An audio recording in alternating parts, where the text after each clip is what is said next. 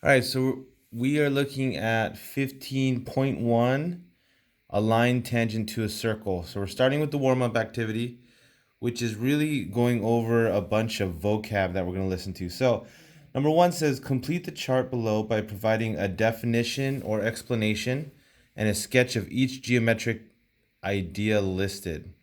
So the first one it's going to talk about is radius. So we're going to start with a definition or an explanation of what it means, and then we're going to draw a short sketch of it. So I'm going to write down the definition right now. All right, so we're looking at the definition, which is a straight line from the center of the circle to the edge of the circle. And sometimes we call the edge circumference. So we can use kind of both interchanging. So radius is basically from the middle. So if you look over here at the picture, it's from the middle right over here, from the center all the way over to the edge of the circle. And this can go in any direction. So you could have drawn the radius from here to here, or from here going straight down. Either one would have worked. But that's the idea of the radius. Now we're going to move on to chord and diameter. I'm going to go ahead and write those down and you can copy them.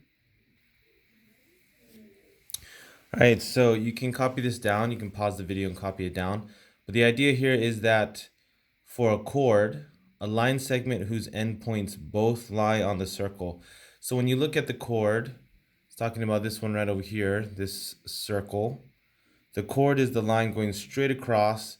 It doesn't necessarily have to touch the middle of the circle, right? As long as the two endpoints are on the edges of the circle or the circumference, right? So we use that C, that letter C, to represent the chord. And then here the diameter. So if we read through the definition, it says a line segment that passes through the center and endpoints lie on edge of the circle. So the idea is it's basically a chord. So you can see here it's a chord, it's hitting both edges of the circle, but it has to go through the middle of the circle.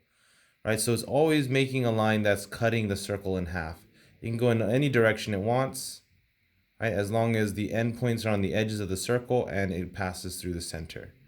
Right? So you can see a chord and a diameter are very close to each other. A chord has the endpoints, but it doesn't necessarily have to go through the center, whereas the diameter has to pass through the middle.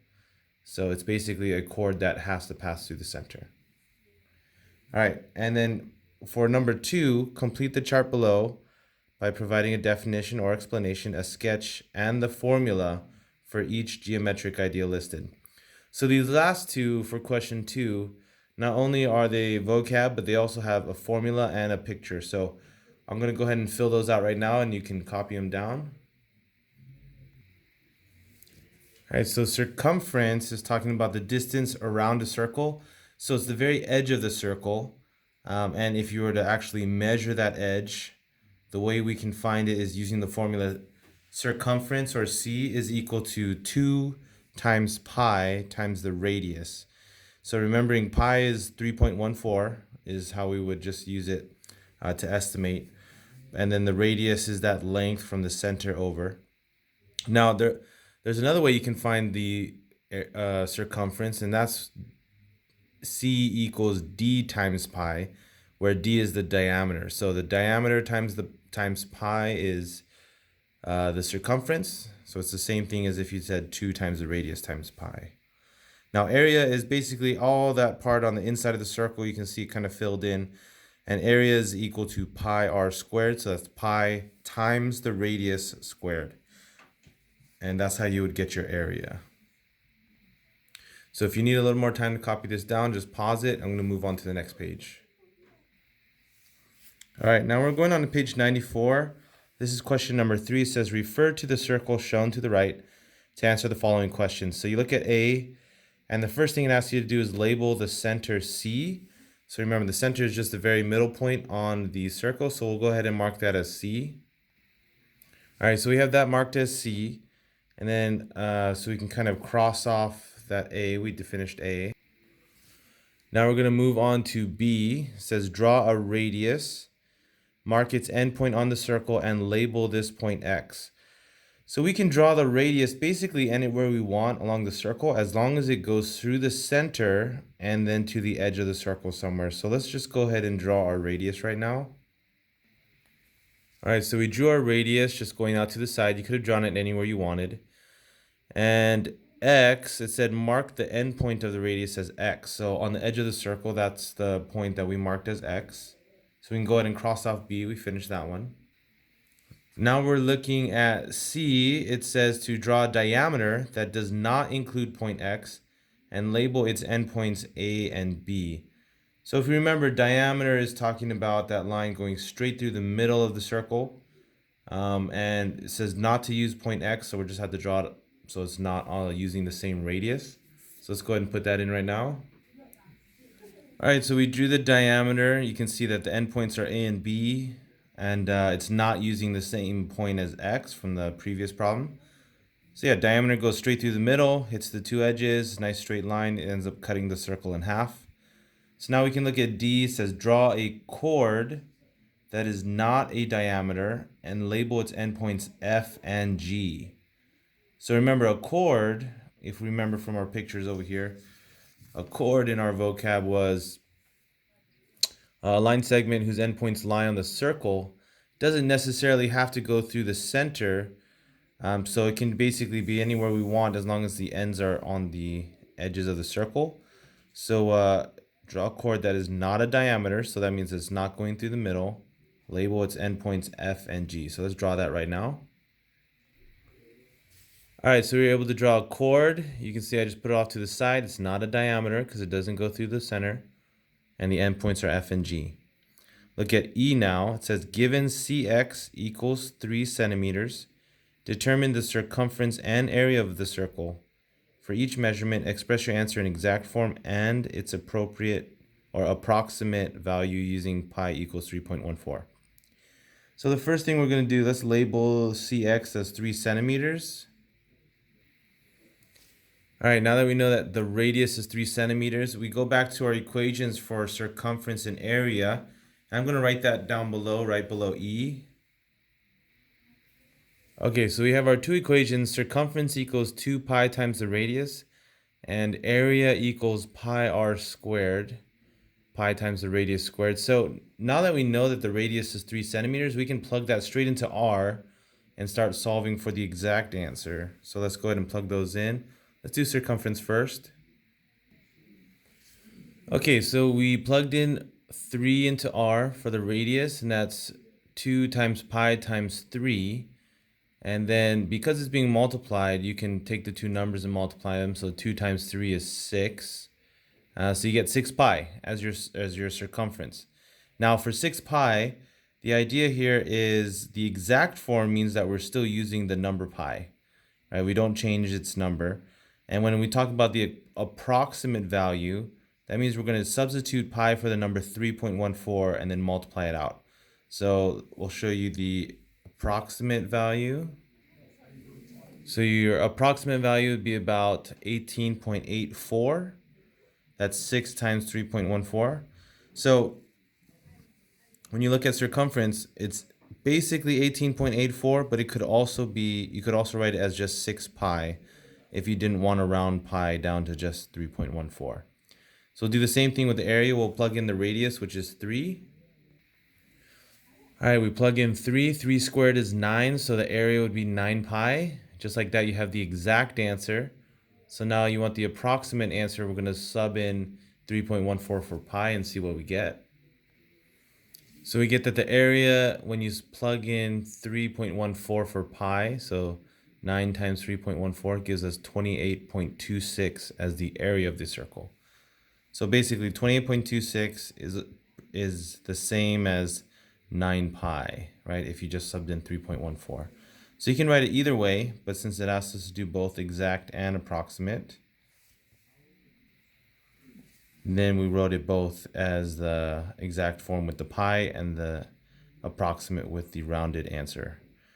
All right, so we look at the last one for question 3F. If the circle is dilated about its center by a scale factor of 3, so the radius CX is tripled, determine the circumference and area of the resulting circle. For each measurement, express your answer in exact form only. So remember, exact form means we just use pi as a symbol and we don't use the decimal 3.14. So because the radius is tripled, that means that it's The radius originally was 3, now the radius is 9. So we would basically follow the same process we just went through to solve for circumference and area. I will plug that in right now. All right, so we plug in the radius being 9, and we now get our circumference would be 18 pi, and our area would be 81 pi. So you can see from the original, for the circumference used to be 6 pi, and it changed to 18 pi. And then the other one is that the area was 9 pi, and it changed to 81 pi. So you can see there's quite a difference between them. There's actually a relationship that we'll kind of take a look at in a later part. We're going to skip question 4, so don't worry about question 4, and we'll move on to the next page. All right, page 95 is where we introduce what's called a tangent line. And so being tangent to the circle, we'll fill in that definition right now in the box. So the definition of a tangent line to a circle is that it's a line that intersects a circle at a single point. So if you can imagine trying to draw a line that only intersects the circle once, it's a little tricky, but once you find it, it starts to make more sense. So I'm going to draw that line right now. So you can see a tangent line, it only hits that point P on the circle once, and then it doesn't touch the circle again after that. So that's the idea of a tangent line. It only can hit once. And if you were to move or rotate that line at all of a sudden it would hit the circle twice. Right? So there's only one position that you can actually make the line to hit the circle exactly once. And that's where the theorem kicks in. All right, so the theorem says that a line is tangent to a circle if and only if it creates a 90-degree angle with the radius. So the idea is because there's only one way that you can draw that line on point P so that it touches the circle once, so that tangent line only hits it once, the radius going to P is actually going to create a 90-degree angle. So I'll fill that in real quick. So you can see it will automatically create a 90-degree angle, making it perpendicular. And anytime there's a 90-degree angle with a line that's touching the circle, then you know it has to be tangent. So just labeling the picture a little better, you can see which one's the tangent line, where the 90-degree angle is. And also that point P where it actually hits the tangent line, hits the circle, we actually call that the point of tangency. So if you hear the book or any other homeworks talking about that, point of tangency means that one spot where the tangent line hits the circle.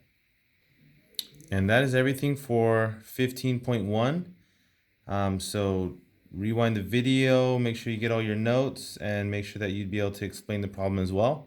You don't have to use the words that I just used, but just share it out of your own knowledge so that everybody else can understand when you teach. Now this page 96 is going to be the independent work for students to be trying on their own. And what I'm going to do, I'm not going to show the video of me solving every problem since this is what you guys can kind of do on your own. But I will show you the answers to all the problems. And then you guys need to be ready to explain how all the answers were found. But go ahead and try these problems out now that you've learned about this section and see if you can understand how the answers came about. So right now you should be working on page 96 on your own. See how far you can get. Try to answer as many problems as you can. If you don't understand a problem, just move on and keep trying to solve the other ones. And then you can take a look at the answers. And if you have any questions, make sure you come and ask me as I walk around. I'll come and help, or the teacher, whoever it is.